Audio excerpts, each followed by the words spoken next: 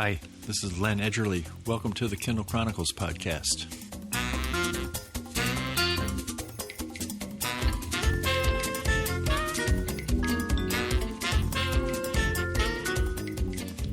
Today is Friday, July 23rd, 2021, and I am coming to you from Ocean Park, Maine. We just had a thunderstorm roll through after a pretty perfect beach day, and I had a good swim this morning. The water was an unusually warm 71 degrees, almost tropical for the coast of Maine. My guest this week is Virginia Milner, Principal Product Manager for Kindle Vella, which is an innovative new publishing platform that went live last week.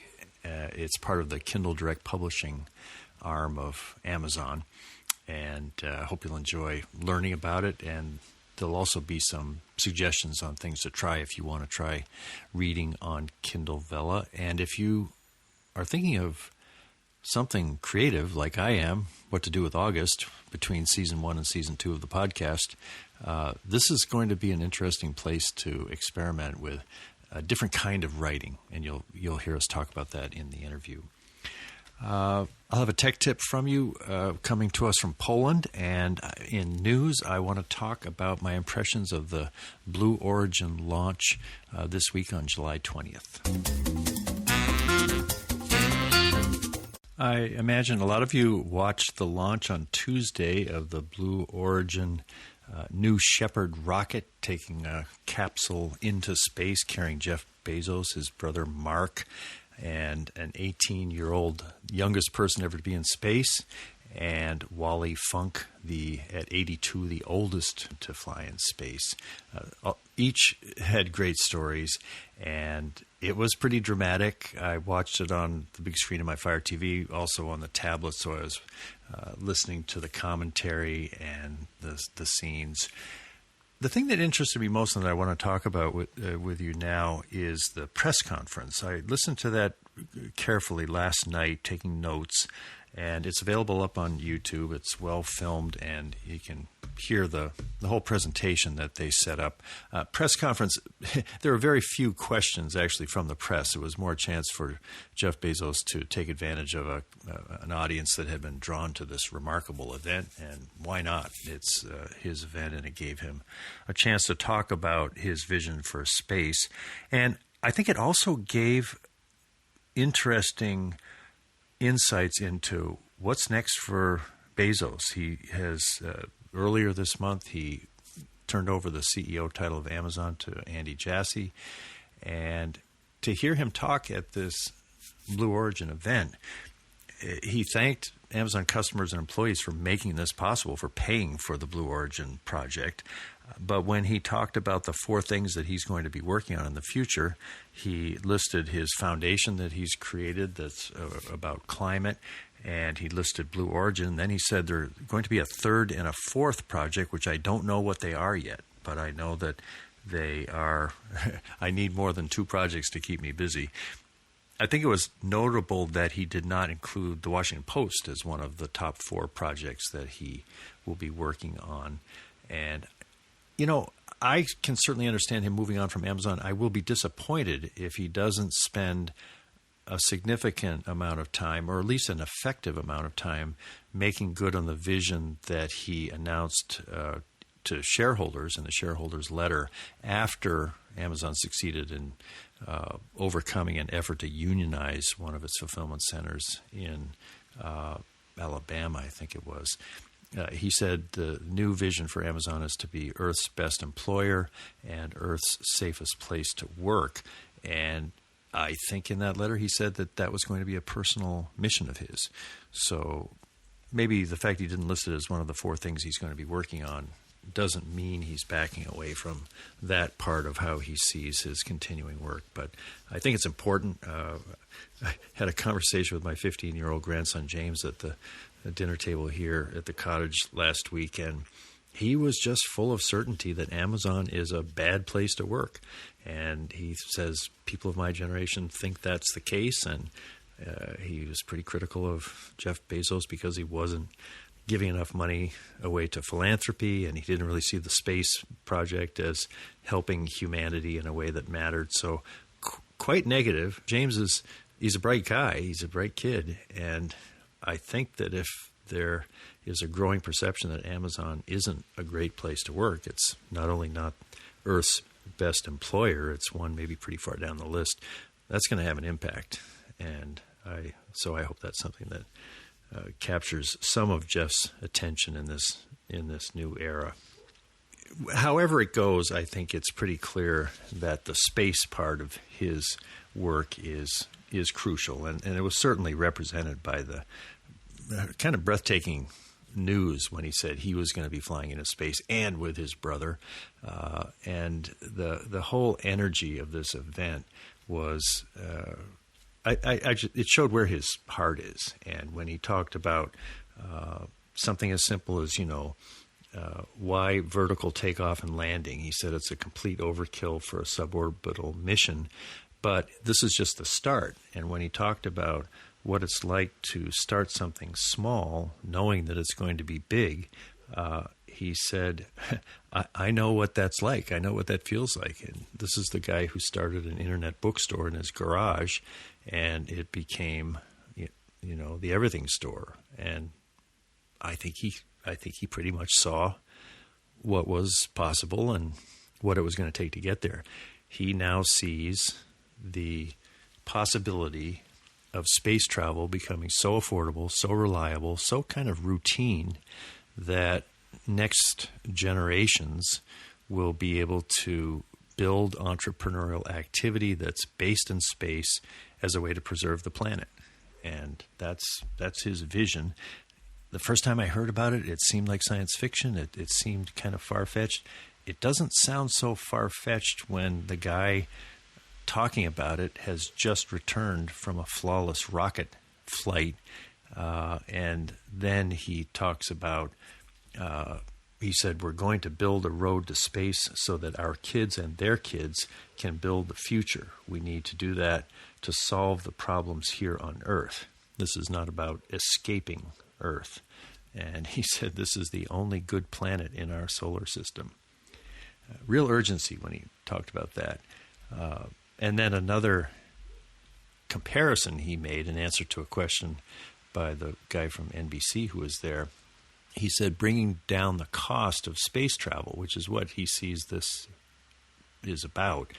It's like commercial aviation. He said we are in the barnstorming phase.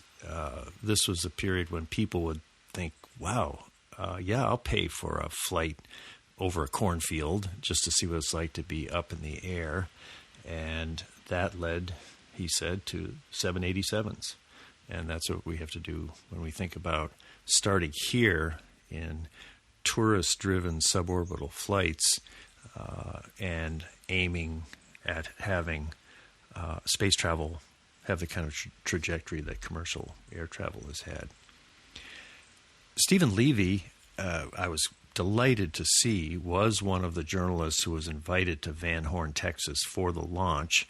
And he, in his weekly newsletter, Plain Text, which I receive each Friday, he had a great writing about it. He's such a good writer, and this was an important event. And in 2018, he had a chance to tour the Blue Origin facility there in Texas and to really get inside the thinking of Bezos at that point. So to actually be there at the launch gave him a chance to really discern what was happening in a way that I think a writer who hasn't had his experience with technology coverage in general and knowing Jeff Bezos and Amazon in particular might not be able to do.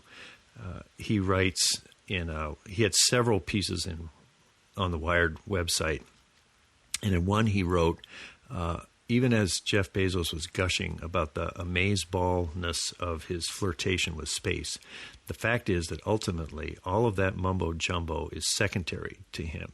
The thrills and revelations of space travel are but enablers of the main reason he started Blue Origin, to begin a journey on which millions of human beings would leave the Earth to live and reproduce in space colonies, extending our species to over 1 trillion souls. This is going to take decades. This is a big vision, Bezos said yesterday. Big things start small, and this is how it starts. Levy continues, I'm not quite sure that I buy into his arguments that so much of humanity has to live off the planet to thrive. And I'm bothered that right now, private space travel is the plaything of billionaires. But the world's richest man and one of the smartest, a man who has built one of the world's biggest businesses, is seriously pursuing what would literally be a world-changing process. That's a hell of a story. He started that article with a reference to German Titov, who I think was one of the early cosmonauts that set some kind of a record.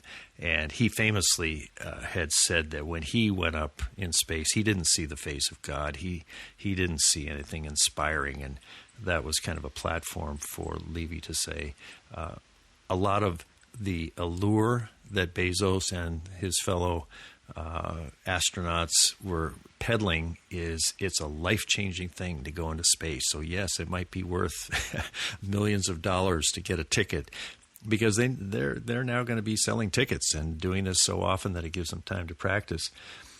So Levy says, so rest in peace, German Titov. If Jeff Bezos gets his way, people won't be gushing about the wonders of space any more than fish talk about the wonders of water. Space will be their home, their primary Amazon delivery address. Instead of dreaming about space, they will fantasize endlessly about the wonders of a place called Earth and save their money in the hope of visiting it one day. Terrific coverage of a pretty amazing event. I'll have a link in the show notes to the press conference and the coverage of the launch, and I'd love to get your impressions of it. You could send me an email at podchronicles@gmail.com. I want to share a tech tip with you that I received from longtime listener Shimon Schott. It tickles me, and it delights me to pass it along to you. Shimon wrote, I just came back from a beach holiday during which my daughter spent a lot of time reading Harry Potter on her Kindle. I noticed that she found a new use for the notes feature. Instead of commenting on a highlighted passage, she would mark where she left off and add a diary-like note. For example, my friend came over to play, so I've stopped reading. Is this diary in the notes a new use case? Anyway, I'm sending this idea as a possible tech tip. I have done something like that sometimes when I've been reading in my Kindle. I'll leave a note, and I'll date the note just to say, when I read this in 2019 or whenever, this was what was happening, and this is what I thought about it. And so I think it is an intriguing way to use that powerful notes feature, and to be able to then have in your book, passages that are highlighted with these sort of personal notes. Now, then if you throw in Readwise.io, which is an app I just am crazy about, then as your highlights would come up over the years, if Shimon's daughter was using that, 5 or 10 years from now, she would see something that she had highlighted in Harry Potter at the beach with this note about how her friend had come over, and I'm sure it would bring a smile to her face when she's a little bit older. Time now for the interview. Virginia Milner, who is Principal Product Manager for the recently released Kindle Vella publishing platform, graduated from Columbia University in 2006 with a degree in English Literature and History. She received her MBA from UC Berkeley in 2014. Prior to talking with her by Zoom on Wednesday, July 21st, I had a great time reading a Vella title by Hugh, Howey, and that gave me a chance to learn my way around this brand new platform for writers, which went live last week. Kindle Vella is a new feature of Kindle Direct Publishing, KDP, where Virginia was Senior Product Manager for 3.5 years before promotion to her current title of Principal Product Manager for Kindle Vella. That was in October of last year. Her story, as you will hear in our conversation, begins 7 years ago with her MBA program at UC Berkeley. Prior to that, I worked in public relations in the Bay Area, working with tech startups, so really small companies. Sometimes we were just working directly with the CEO and founder. And, loved that job, loved working directly kind of with these creators and these builders. But what I found over the years was I really wanted to be more part of that building process. And so that's what led me to go do my MBA, to get more of a background kind of in business and other, skill sets that would serve me in that capacity. And so coming out of my MBA, what I was looking for was, a company where I could move as fast as I had gotten used to working with the startups, that was agile, that moved quickly, that really innovated on behalf of customers. But I was also, having spent many years working with startups, and the public relations firm that I worked for was also kind of a startup in and of itself. I wanted to get that bigger company experience. And what drew me to Amazon was, obviously the size and the scale of the company, but that, things still moved really quickly. And as an individual product manager, I could still have an impact. I could still build something from the ground up. So at the time that Kindle Vella was sort of the genesis of it, you were at KDP, and were you right in at the very beginning of conversations that led to this new platform that was released a week ago? Yeah, I was. It was kind of a dream product manager experience, actually, to really get to work on it from the very, very beginning through the launch last week. Working on the initial vision, setting kind of what our plan was, building the team that ultimately we built the product together, and then working on the launch, through last week. It was like the full end-to-end experience, super rewarding. What was the thing that led to that first spark? Yeah, we'd been hearing from our customers that there was an interest in kind of these shorter reading experiences. So content that could be consumed or read in a shorter period of time. But also, knowing and hearing from our customers that they also really appreciated the connection that they get from reading a story or a series over a long period of time.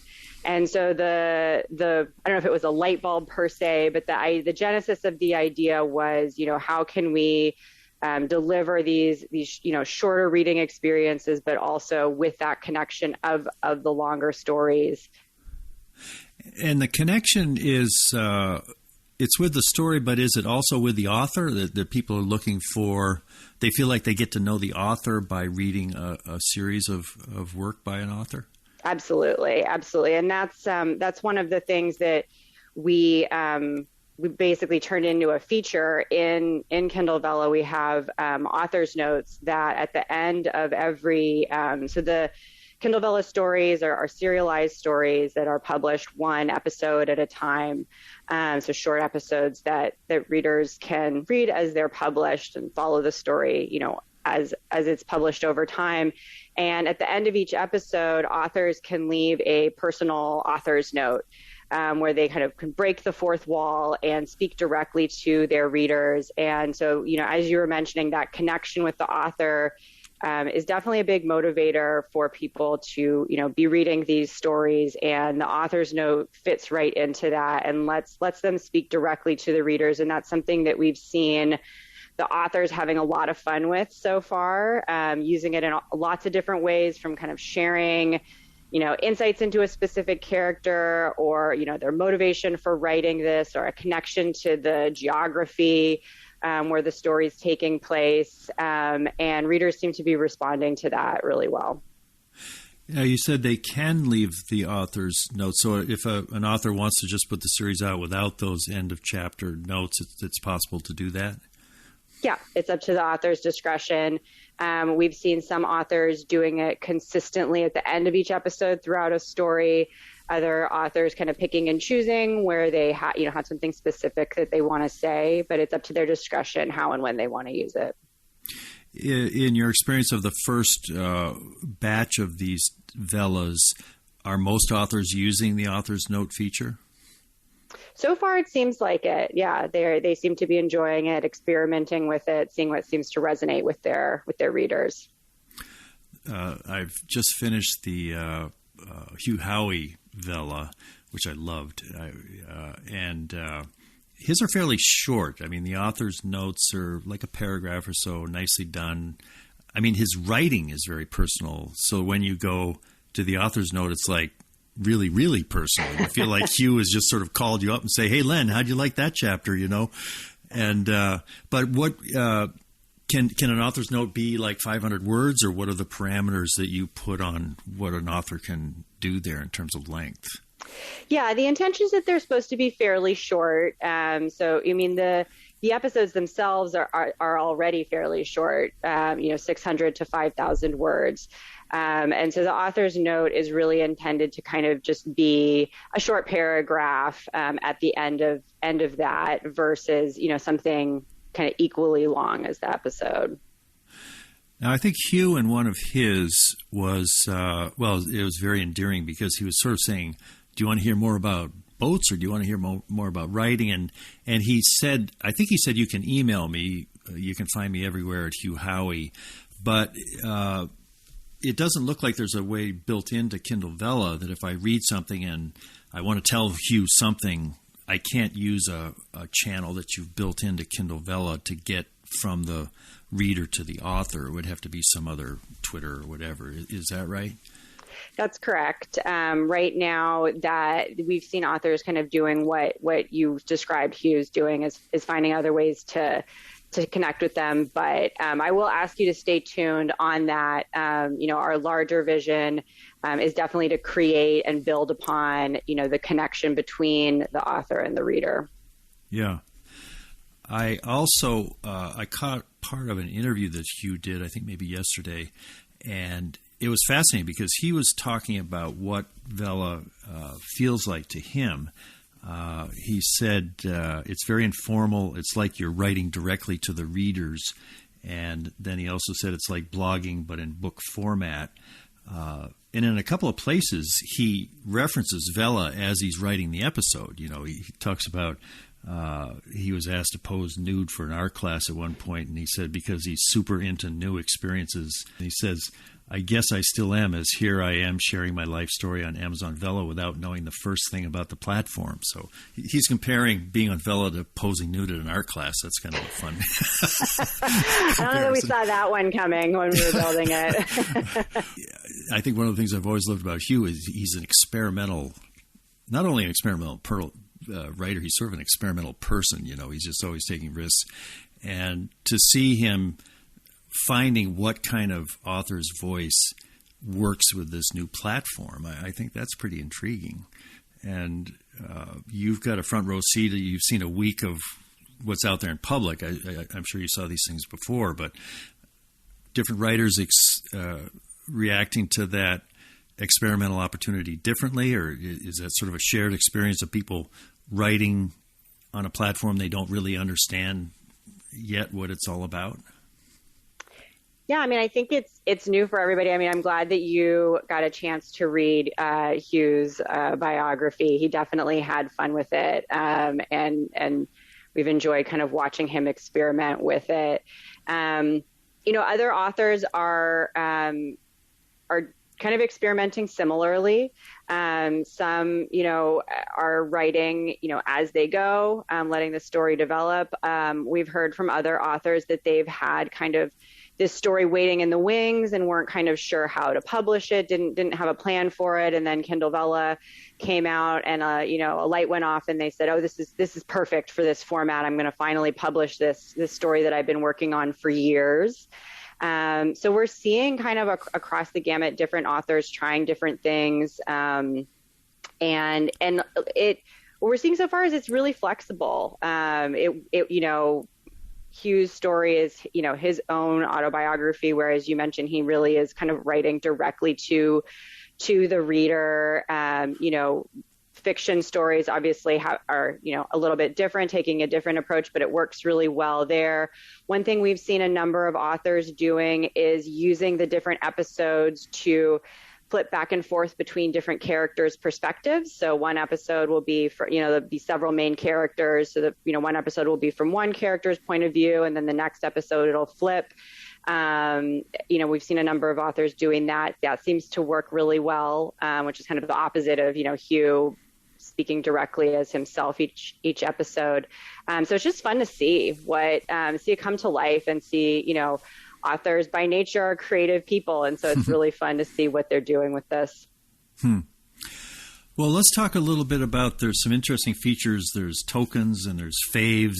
These are ways that the readers, you get the first 3 episodes for free, and then you start paying tokens, which you pay real money to get the tokens. And then if you like things, you can fave them. But sketch the kind of the way this platform works from that point of view. Yeah. So as you mentioned, the first 3 episodes of every story are free to read. And really the idea there is to make it easy and fun for readers to find a story that they really love. So to sample, read around stories, find something that really interests them. We've also introduced tags, which authors can add as they're writing their story and publishing it, as an opportunity to signal to readers in much more detail what their story is about. So really get into a very specific topic, or more information about a genre or a microgenre, so that as readers are looking around trying to find a story that they're interested in, they have that kind of more granular level of information. So once they find a story that they enjoy, they can read the first 3 episodes for free. And then subsequent episodes, they will unlock using tokens, which can be purchased by the bundle, either on the web or via in-app purchase through the Kindle iOS app. And the idea there is we really wanted to create a seamless reading experience. So whether you're, kind of binge reading episode after episode, or, got a notification that new episode came out and just want to jump right into reading, that with the tokens, you can kind of just unlock it and get going, versus having to go through a checkout process, especially because the episodes are pretty short. We didn't want to interrupt that reading process with a checkout moment.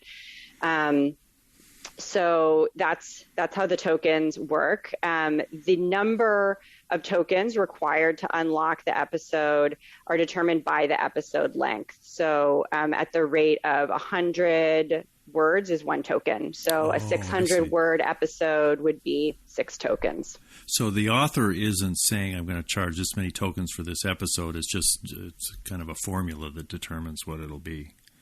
Yeah, and so as we're getting started and readers are learning kind of to read in this format, we wanted to create a consistent experience across the stories. So each story will have the episodes and the token amount to unlock the episodes across all the stories. It may be different depending on the length of the episode, but it'll be the same and consistent across stories. Yeah, that makes a lot of sense. What about faves? How do they work? Yeah, so faves are a fun feature that we're really excited to kind of see now how readers are using them. So every reader who purchases tokens and uses them to unlock an episode will be granted 1 fave per week. And then they can use that fave to award to the story that they've enjoyed the most that week. And the stories with the most faves are featured in the Kindle Vella storefront to show other readers, which are the stories that your fellow readers are enjoying the most, and help the discovery of the most popular stories and the ones that are resonating most with other readers. Well, I used all of my faves for Hugh because I thought I want his story to be the most faved story. And I was kind of taken aback because when I just checked the list of faves for July so far, Hugh's, 781 faves, not too shabby. But I wasn't familiar with Rebecca Zanetti, whose Vella titled Wolf has got 6 times the number of faves that Hugh has. Who is Rebecca Zanetti, and what is the story about that's sort of in a class in itself in terms of the faves it's generated so far? Yeah, so I think one thing I just wanted to distinguish was, so we have faves and we also have thumbs up. So I think the number that you're referring to is the thumbs up, and that's where you can see kind of the count for Hugh and for Wolf. Because that's where each episode I could give a thumbs up. So that's like the total of thumbs up over the episodes? Exactly. So each episode you can give a thumbs up to. There's no limit to the number of thumbs up you can use. Only one per episode. But so that's where you're seeing kind of the count. And so as you mentioned, I just pulled Wolf up in our store and it has 4,689 thumbs up, but it is indeed also our number one top fave story. Yeah. Well, what's that story about? Why is it so popular? Let me just read the description from the author. I think that's the best way to do it. Yep. When Mia Stone is asked to consult on a case in the middle of nowhere, she leaps at the chance to escape the disaster that has become her FBI career while ignoring the threat still pursuing her. The case turns out to involve the dangerously sexy Seth Volt, who's a bad boy on his best day and a predatory wolf on his worst, literally. Well, it may just be the description that has resulted in all of that interest. That's pretty well written. Yeah. And now I think Hugh's Vella and this one, it says that they're completed, so they aren't actually going to be arriving episode by episode. Is that the case for some of these initial ones? And if somebody starts a Vella going forward, they won't have that option to put the whole thing out as a book, or is it always just going to be kind of a mix of some that are complete and some that you're going to get each week from the author? Yeah. So it's up to the author. And again, we're excited to kind of see how different authors are approaching this. So Hugh and Rebecca, as you mentioned, chose to kind of write the entire story and publish all of the episodes at once. And other authors are choosing kind of a specific cadence and releasing episodes, once, twice, or 3 days a week. There's another story I'm reading, Bug by Callie Chase, and she's indicated to her readers, like in that story description, for her readers to expect new stories. I think it's like Monday, Wednesday, Friday. Like she has set days of the week for her readers to expect their next episode. So we're kind of seeing, running the gamut, and we expect reading behavior to be kind of similarly across the spectrum. Some readers, prefer to wait until something is complete and then binge read it. And some readers really enjoy that kind of anticipation and following along, as it comes out. You mentioned about, whether to publish as a book. Authors also have that option as well, to publish a complete story as a book, or publish segments of the story as kind of seasons, or however they want to package it, especially if it turns out to be, a super long story that's published, over the course of years. They may want to package it into several books. And they also have the opportunity to do that. So you're saying that, and I think Hugh had mentioned this in this interview, he expects to put this out as a KDP book and also an audio book. And so that would be something that an author could plan on doing, having started a project on this platform. Yep, for sure. It's available on iOS and at Amazon.com only, so it's not on Android. It's not on my Kindle Oasis. I can't read this on my Kindle or even my Fire. What can you say? I know you can't talk about future plans. As you got this going, how did you come to say it will be available just on iOS and Amazon.com? Yeah, that's a great question. I'm glad you asked. So yeah, right now for launch, it's available in the Kindle for iOS app and on the web. But we have both kind of a experience that's optimized for desktop, but also a mobile optimized reading experience for mobile browsers. So customers who have an Android phone or other tablet that they prefer to read on, we have the full experience available in that mobile browser experience. So they always have the option to read it there. In terms of kind of availability on those surfaces, we'll just have to ask you to stay tuned. But, we just launched last week. It's day one for us, as we Amazonians like to say. Right. So we'll be listening certainly to feedback from our customers and, taking that into account as we make our next plans. Right. Another thing I noticed is that I couldn't figure out a way to read it other than on continuous scroll. There didn't seem to be a page flip thing on either the iOS app. Or is that conscious? I think that's the first time I've had Kindle content not be available on a sort of book-like page flip. Yeah, it was conscious. It was intentional. Given that we built this as a mobile-first reading experience, the idea was for these stories to be read kind of similarly to the way you would read, a news article or a blog, with that kind of continuous vertical scrolling experience. So that's the reading format that we're starting with. Yeah. Another thing I was curious just to find out, I always highlight a lot, so I was highlighting some passages from Hugh's title, and I could go to the place, I forget the name of it, I think it's read.amazon.com, but all of my highlights are accessible to me in the Kindle books that I read. And one thing which I could see, I had to pull up each episode of Hugh's title to see the highlights that I'd made for that episode, and I thought, at some point that might be a tweak worth thinking about, that it'd be nice to be able to pull up the whole Vella and see the highlights as opposed to having to go into each episode. Yeah, that's great feedback. Thank you for sharing that. Yeah. Well, how about early feedback? It was a week ago today that this went live, and Hugh was sort of talking as if the going live kind of surprised him, and he thought it was coming, and then all of a sudden he heard from a reader, hey, your Vella's up and all this. So was there any kind of a decision to drop this quicker than people thought, or how did you come up with that date a week ago to go? And then what have you been most interested to see in the reaction to it in the first week?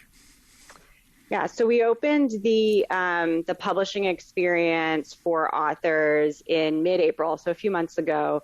And at the time, what we said was, we'll be opening this for readers in a few months.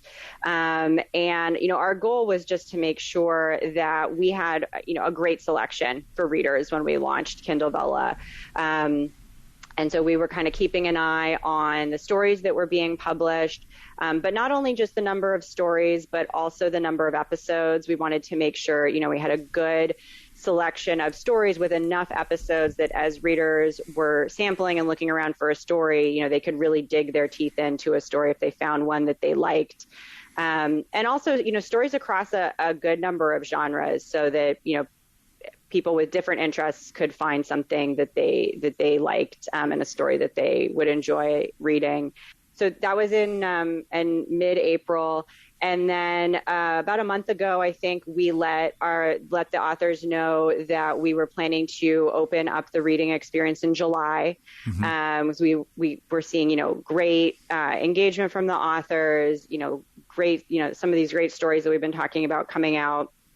And then we did let them know the week before when the announcement was going to be made and we were going to open it up to readers. So they had a heads up there, and we were just super excited last week that, we were able to open the reading experience with, thousands of stories, with tens of thousands of episodes for readers. Across, dozens of genres, and just feel like we have a great selection there. We, the team that, helped build Kindle Vella has been really enjoying reading the stories.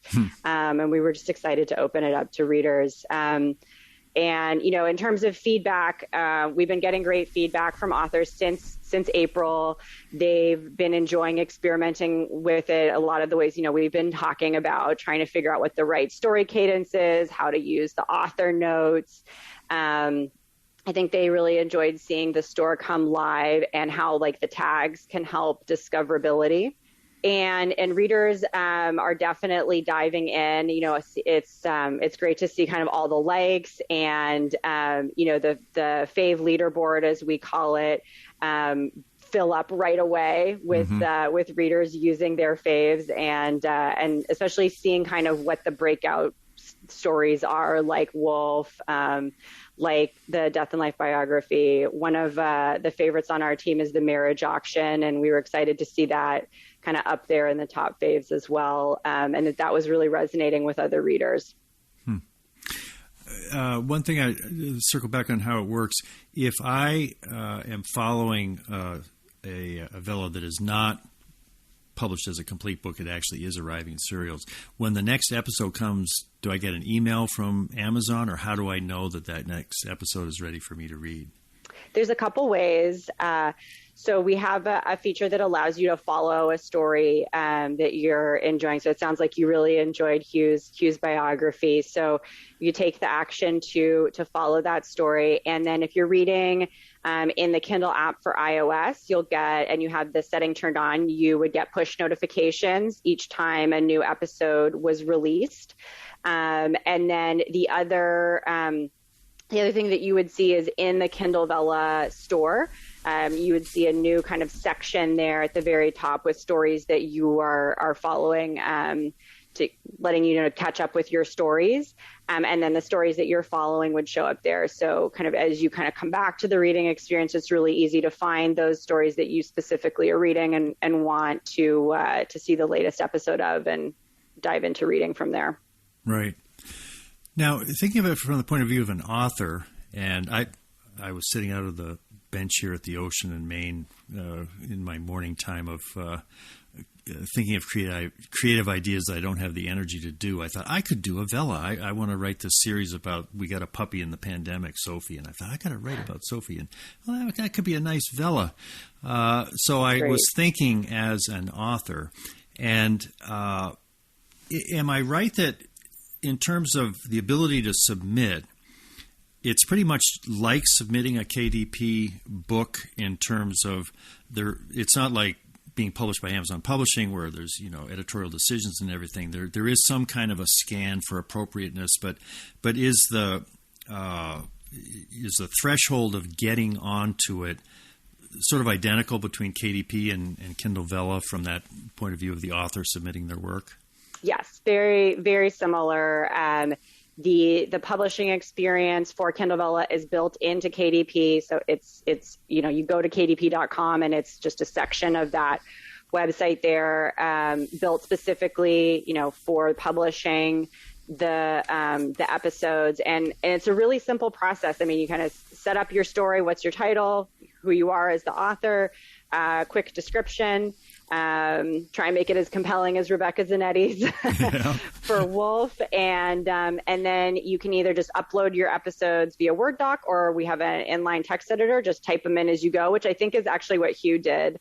It was fun to get his feedback on what that experience was like, just kind of typing into to the portal directly, and then publish and go. Really, trying to make it really simple and straightforward so you can kind of just focus on the writing and getting updates out for readers as frequently as you can. Now, when you submit a KDP book, you've got choices of what price to charge it, and if it's within a certain range, the royalties are different. Are there similar choices that an author makes in how many tokens are going to be required, or sort of what the reader is charged and what royalty the author receives? Great question.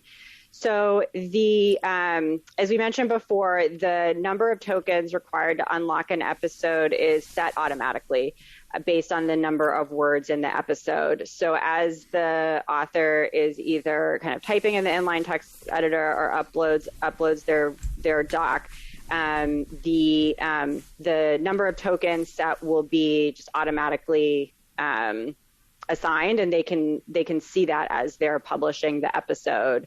And then our royalties it's a 50% royalty rate for the amount of money, the dollar amount that customers spend on the tokens that they've used to unlock their episode.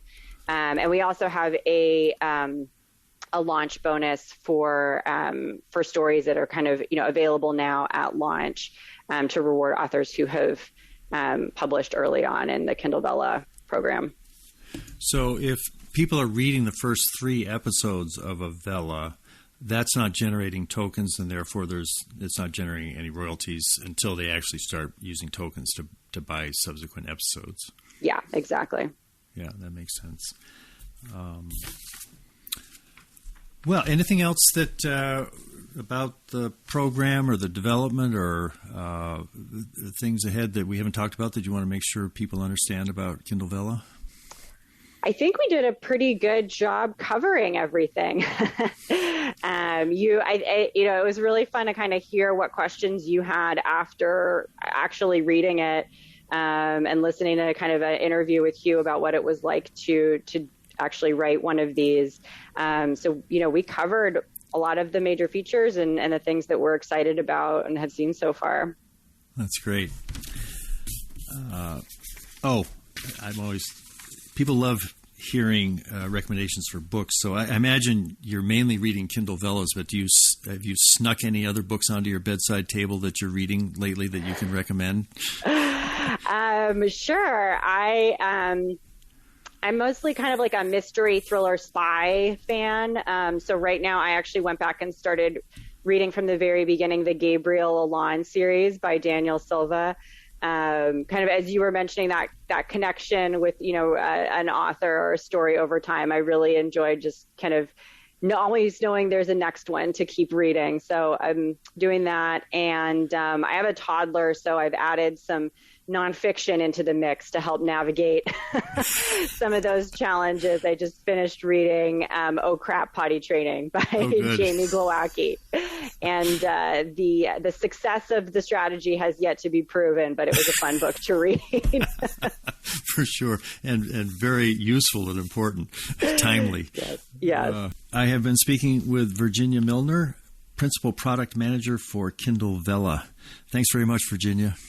Thank you. It was great to meet you. Thanks for the time. I really enjoyed talking with Virginia. And part of one thing that really stuck with me when she described her progression from her education, English literature at Columbia and then MBA at UC Berkeley, and then her pretty savvy scanning of the possibilities as she left the MBA program. At that point, she'd worked with some startups, and she had a sense of what it was like to do PR for a startup, but she wanted to kind of get her hands in on the action. So when she chose Amazon, it was because it was a big company, so there would be opportunity to do things, but it was moving at the speed of a startup. And then she found herself having a chance to, sort of a product manager's dream, to be in the very early days of imagining what this kind of a platform, Kindle Vella, might look like, all the way to its public launch last week, and all of the excitement of assembling the team and all of that. When people say that Amazon isn't a great place to work, and a lot of this gets started in that New York Times article that it still pains me to think of when it came out that summer, creating the position that if you could just walk through the buildings at day one and the other parts of the Amazon campus and see people literally crying at their desks, and that it was just kind of an inhuman place. Well, here's a young woman who chose Amazon for pretty sensible reasons. It turned out really well. By the way, along the way, she had a child and is raising a toddler, and that seems to be working out okay, as well as having this job. So and it's not an unusual story. People I've talked with at Amazon over the past 13 years, I get that sense of excitement. I get that the rush of being able to really try out your ideas and work hard to make something happen at a speed that's pretty unusual in a company that size. So very, very intriguing. I'm also toying with doing something on Kindle Vella. I've got how did I spend my summer vacation? Maybe I'll write this essay that I've been mulling for the past year about Sophie and getting a puppy during the pandemic. But I'm sure there are going to be some very intriguing creations that take place on Amazon Vella. That's it for this week, and that's it for this season. 13 years, 677 shows. It all started on July 26, 2008, so coming up on the 13th anniversary. And what a ride it's been. I just am so grateful to those of you who have listened for a long time and stayed engaged and sent me ideas for interviews, and some of the friendships I've made because of this podcast and this season have totally enriched my life and given me so many new things to think about and consider. So season 2 will start Friday, September 10th. That's 2 days after the See You in September project. We'll conclude my 90 days off of Facebook, Twitter, and Instagram, and then my major news subscriptions were canceled on June 10th. So I'm just about halfway through the experiment, and I can tell you I'm so glad that I did it. I feel like there are ideas and possibilities opening up. It's why I came up with this idea of having season 2. So August can really be a vacation. Grandsons and Darlene and just different things. What does my life look like when I'm not putting out this show every week? And in light of that, what do I want to do on season 2? I'm pretty sure there will be a season 2. But I'm leaving myself all possibilities in thinking about what's ahead. Maybe writing, maybe songwriting, and so it's just that vista of unknown is putting a smile on my face as I get ready for it. And it begins when I hit publish and put this up on the net so that you can hear it tonight or tomorrow. And hi, Jake. Hi. What's up? I'm just going to brush my teeth and I'm going to bed.